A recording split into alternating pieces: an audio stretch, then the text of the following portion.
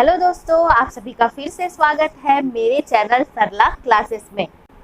दोस्तों, आज मैं आप लोगों को बताने वाली हूँ कि अगर हम ब्लड ट्रांसफ्यूजन कराते हैं तो उससे कौन कौन से रिएक्शंस हो सकते हैं, ब्लड ट्रांसफ्यूजन की आवश्यकता है वो क्यों पड़ती है, और साथ ही ब्लड ट्रांसफ्यूजन के समय ऐसे कौन से सिम्टम्स है जो दर्शाते हैं कि हमें ब्लड ट्रांसफ्यूजन का रिएक्शन हो चुका है। दोस्तों, अगर आप मेरे चैनल पर नए हैं, चैनल को फटाफट सब्सक्राइब कर ले और बेल आइकन को भी प्रेस कर दे ताकि मेडिकल, नर्सिंग और लेटेस्ट वैकेंसीज की वीडियो आपको सबसे पहले मिल सके। चलिए दोस्तों, शुरू करते हैं और बात करते हैं कि ब्लड ट्रांसफ्यूजन के कौन कौन से रिएक्शन होते हैं, क्यों ज़रूरत पड़ती है। दोस्तों, सबसे पहले जो है ब्लड ट्रांसफ्यूजन की ज़रूरत हमें क्यों पड़ती है। तो ब्लड ट्रांसफ्यूजन की ज़रूरत हमें पड़ती है जब हम कोई सर्जरी कराते हैं या बहुत ही ज़्यादा हमारे बॉडी का ब्लड लॉस हो चुका होता है, या जिस समय सर्जरी कराए हैं उस समय भी बहुत ज़्यादा ब्लड लॉस हुआ था, इंजुरी के कारण से हुआ है, एक्सीडेंट के कारण से हुआ है, या तो कोई बहुत ही ज़्यादा इलनेस है या कोई इन्फेक्शन है ब्लड में, सिकल सेल एनीमिया या फिर इस तरीके का कोई अलग तरह की जो बीमारियां हैं उसकी वजह से, या बर्न हुआ है, तो उस वजह से हम क्या करते हैं, ब्लड ट्रांसफ्यूजन की ज़रूरत हमें पड़ती है।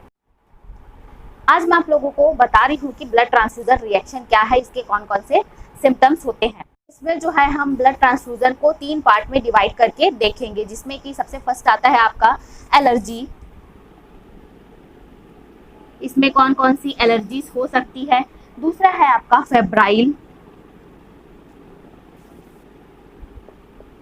और थर्ड एंड लास्ट है हीमोलाइटिक। इसमें कौन कौन से रिएक्शन देखने के मिलेंगे, इसके बारे में मैं आप लोगों को बताती हूँ। ये 3 तरह की चीज़ें कैसे हम एक्सप्लेन कर पाएंगे इन 3 तरह की चीज़ों में। देखिए दोस्तों, एलर्जी में जो है आपको कौन कौन से सिम्टम्स दिखाई देने के लिए मिलेंगे अगर आपको ब्लड ट्रांसफ्यूजन रिएक्शन हुआ है।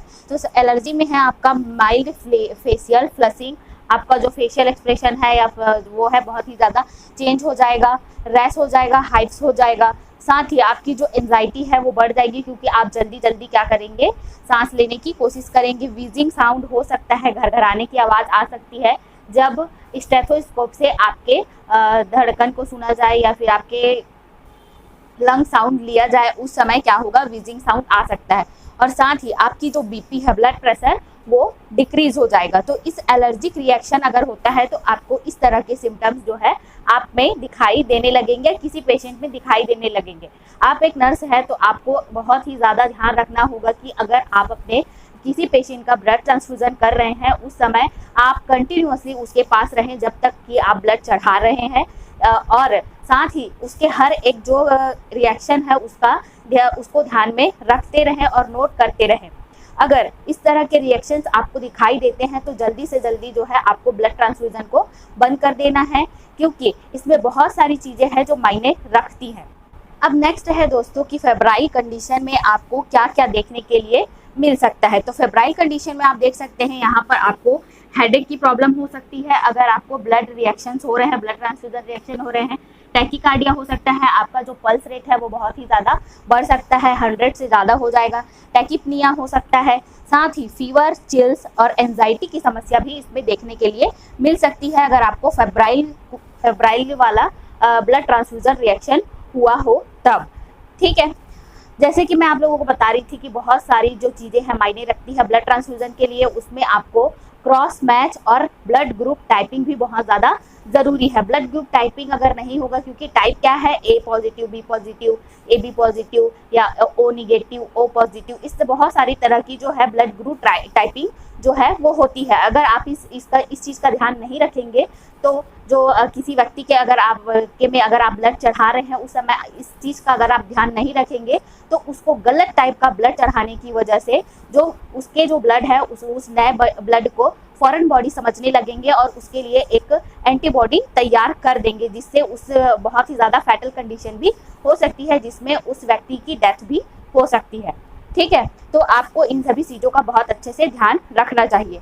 नेक्स्ट है हीमोलाइटिक। हीमोलाइटिक में कौन कौन सी चीज़ें देखने के लिए मिलेंगी। थर्ड टाइप है आपका हीमोलाइटिक। हीमोलाइटिक में किस तरह के आपको सिम्टम्स दिखाई देने के लिए मिलेंगे। तो इसमें होगा आपका बीपी जो है वो डिक्रीज हो जाएगा, चेस्ट पेन हो सकता है, इंक्रीज्ड रेस्पिरेशन, आपका रेस्पिरेशन जो 16 to 20 पर मिनट होना चाहिए वो ज़्यादा बढ़ जाएगा, 24 से ज़्यादा हो जाएगा, और बैक पेन हो सकता है, हीमोग्लोबिनुरिया हो सकता है, फीवर हो सकता है, और साथ ही टैकीकार्डिया और चिल्स भी इसमें शामिल है अगर आपको हीमोलाइटिक टाइप का ब्लड ट्रांसफ्यूजन रिएक्शन होता है तो। दोस्तों इसके साथ ही आपको ये भी ध्यान रखना है कि अगर आप ब्लड क्रॉस मैचिंग के लिए भेजते हैं तो आप उसमें दी गई जो पर्ची है उसको बहुत अच्छे से पढ़े, अपने पेशेंट के दिए गई जो रिसिप्ट है उसके साथ, और जो ब्लड में लगा हुआ है उसके ग्रुप टाइपिंग और किस तरीके का ये ब्लड है, होल ब्लड है, प्लेटलेट्स है, किस तरीके का है उसके बारे में पूरा उसके बाद उसमें दिया हुआ होता है। कोई और अन्य बीमारी किसी पेशेंट में तो नहीं है, चाहे वो HIV हो और किसी तरह के इन्फेक्शन को भी आपको खुद ही जांचना होगा उस क्रॉस मैच से देखकर, अगर आप ब्लड बैंक से ब्लड मंगा रहे हैं तो। दोस्तों ये था कि कितने टाइप के आपके ब्लड ट्रांसफ्यूजन जो सिम्टम्स है वो दिखाई देते हैं। अगर आप खुद इसको फील करते हैं या किसी पेशेंट के में आपने इसको देखा है तो आप इसको बहुत ही अच्छे से ऑब्जर्व करें।